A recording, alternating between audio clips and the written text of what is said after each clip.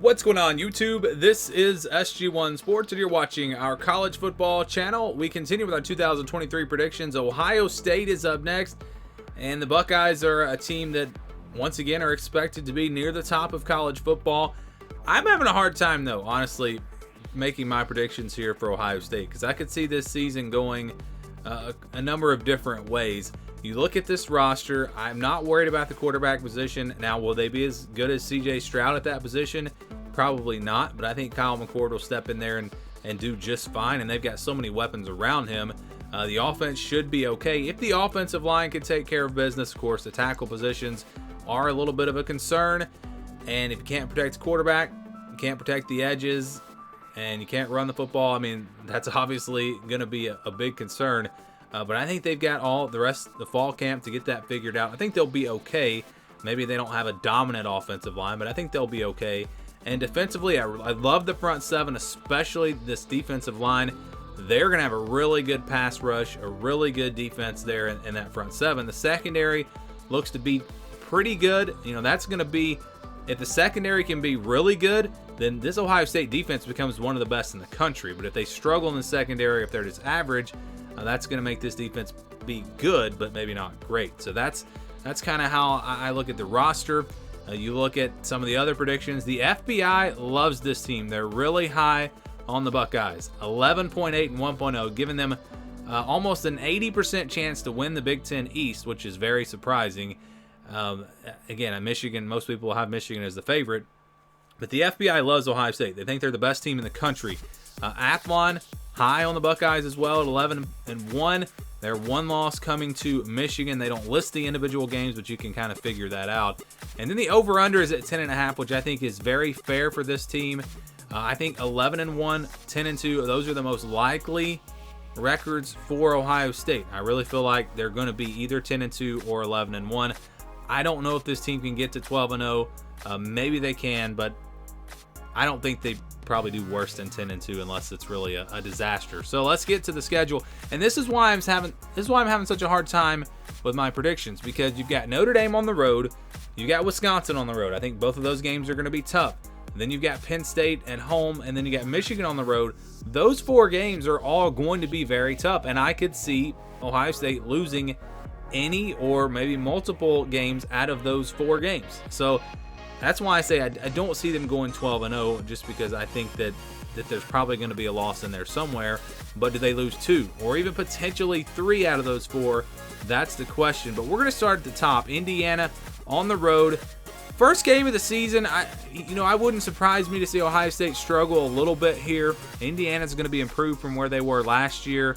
I could see this game being a pretty kind of close game. You know, one of those that's like close at halftime, and I think Ohio State will pull away in the second half. They'll get things figured out, and then they'll take care of business against Youngstown State and Western Kentucky. So no real reason to think that they're going to do anything other than start 3 and 0.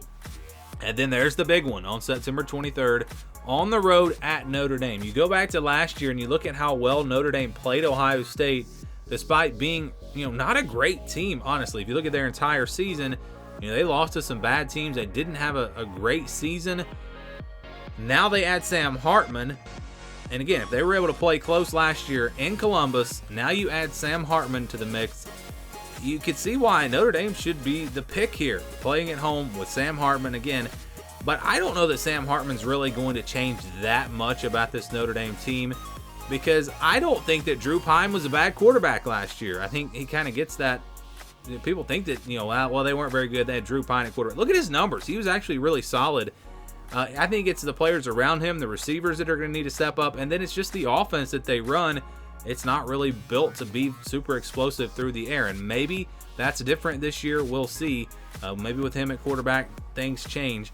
But they also, lose Michael Mayer, big-time pass catcher at tight end. And so I don't know that Notre Dame is really going to be that much improved in the passing game. And you look at Ohio State and their defense and what I think they're going to be able to do to stop this Notre Dame run game. It'll be close, and it'll come down to probably Kyle McCord. And does he make any mistakes? If he makes some mistakes against a good Notre Dame defense, if they turn the ball over, Notre Dame probably wins this game. But I just feel like Ohio State is going to be ready. I think they're going to go in there and take care of business. mostly because of their front seven on defense stopping the Notre Dame run game, and that's why I've got them winning. It'll be close, but I've got the Buckeyes starting 4-0. All right, they get a bye week after that, so a pretty early bye week. Then they'll play Maryland on October the 7th. And I know Maryland played them pretty close last year, but I think Ohio State's just clearly the better team here. Maybe it's fairly close, but I've got the Buckeyes winning and getting to 5-0. Then after that, they'll play Purdue on the road on October 14th. This one I don't expect to be all that. I know that Ohio State's had their problems at Purdue in the past, but this Purdue team is kind of in rebuild mode, and I don't think Ohio State's going to struggle. I think they go in there and take care of business and get to 6-0. And then you've got a really tough game at home against Penn State, October 21st. This is a tough one. I mean, Penn State played them really close last year. That was a great game. That, of course, was at Penn State. Now you play at Ohio State, and maybe that home field advantage makes the difference. I think Penn State's going to be improved from where they were last year. Ohio State will be improved in some areas, but again, you lose C.J. Stroud, maybe not as good at quarterback. But I think, home field advantage is going to make the difference, and that's why I'm going to pick Ohio State in this game, and that puts them at 7-0. And then you got tough back-to-back games here, Penn State and on the road at Wisconsin.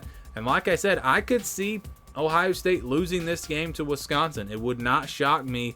The Badgers, I think, have a potential to be really good this year and make a huge jump from where they were last year. You look at the players they've added, the changes on offense, Luke Fickell taking over, a new quarterback. I think this will be a tough one. I think it'll be a tough four-quarter type game. I'm going to go with Ohio State. Just, again, they have the edge overall in talent. It's a tough place to play, and they're coming off of a tough game against Penn State. So it wouldn't shock me if Wisconsin won this game, but I'm going to go with Ohio State. Again, just overall roster talent, they're the better team. I think they get it done. Then they'll play Rutgers on November the 4th on the road. Maybe they start off a little slow after those two tough games, but they'll get it together. They'll roll in this game. Easy win, gets them to 9-0. Michigan State comes up next on November 11th. They get this game at home. The Spartans don't really seem like they're going to be all that great, and so I think Ohio State will take care of business here. And then you've got that sneaky game with Minnesota on November 18th. Kind of similar to where Michigan was when they played Illinois last year. Remember, that game wound up being really close. I think you could see something really similar here, but I do think Ohio State will find a way to get it done in the fourth quarter. A close one. Surprises some people with how close it is, but I do think Ohio State wins and they get to 11-0. And then it's the game against Michigan, November 25th on the road. I talked about this game a lot when I did my Michigan prediction video, and how I think Ohio State could come out really aggressive like they did against Georgia as the underdogs potentially this time. And I think they're going to be ready. I think they're going to put up a great fight. But at the end of the day, I think the veteran team of Michigan playing at home does just enough. It's closer than the last 2 years, but Michigan does find a way to get it done, and they win it. And so Ohio State falls to 11-1. So only one loss in the regular season. Exact same thing that happened last year.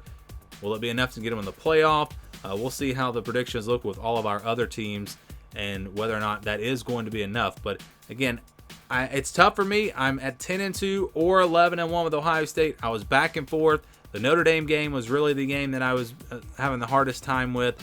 I think that's a huge game, and it could really change the whole college football season. That game and LSU Florida State, those are the two games, big games, that I'm having the hardest time picking. But I'm going to go with Ohio State, going to go with the better overall roster, and only one loss coming to Michigan. Give me your thoughts, your predictions on the Buckeyes down in the comments below.